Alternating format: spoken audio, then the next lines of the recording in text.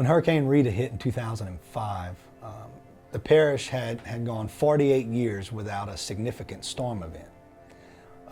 So there were many structures that were constructed in the parish that were not elevated or not what I would consider a hardened structure. And there's a reason for that. There was no storm to wipe out the structures that weren't built as well as they are being built today. So there was no guiding principles as far as building codes and elevation requirements. It was a little difficult in the immediate years following Rita because you had individuals who had made it through Audrey but came back and built on their property and just survived. There was no FEMA coming in. The Red Cross provided tents to the families, and these families lived in a tent and cooked outside while they were rebuilding their homes. So it was a little different here than in other places. And after Rita, the people wanted to go back to the way it was. So there were some serious struggles here. And to the police jury's credit, they tried effortlessly to have the residents understand why elevation was not only preferred, but it was a necessity. And honestly, it took Hurricane Ike in 2008 to make it very clear the benefits of elevating homes, because those who came back and built, not to code, were impacted by Ike.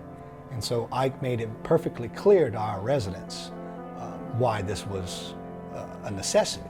I absolutely think that residents today are much more prepared and much more educated than they were pre-Katrina Rita.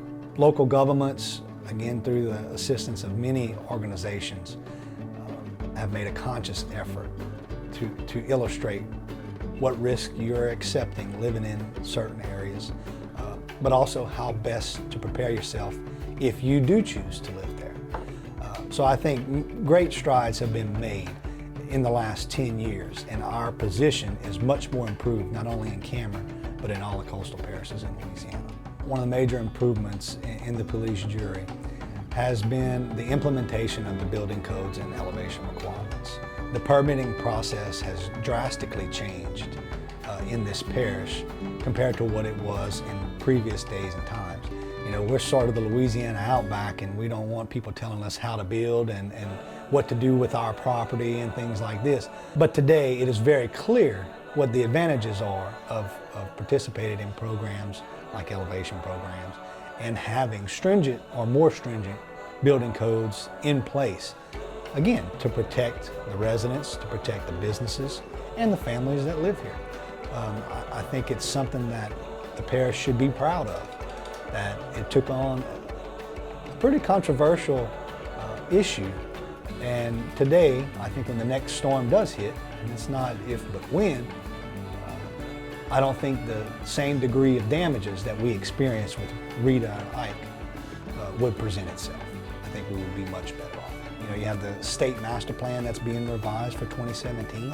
Hopefully the residents realize that outside of them elevating their home and probably putting shutters on their windows and doors, that getting involved in public meetings that will determine allocation of future funding for coastal restoration projects, they have the power to change those processes. So I think that they should view themselves as having more of a say-so than I believe they feel in their mind that they have. In the instance of Cameron Parish, I really truly believe that we have come a long way from where we were. And in doing so, we've improved the way we do business, and I feel that we've improved the resiliency of our parish. But at the same time, we have not lost the character and the heritage of the parish. And I think balancing those two things out, progress and maintaining tradition and culture, is very tough to find that balance. I think we're very close to finding that here.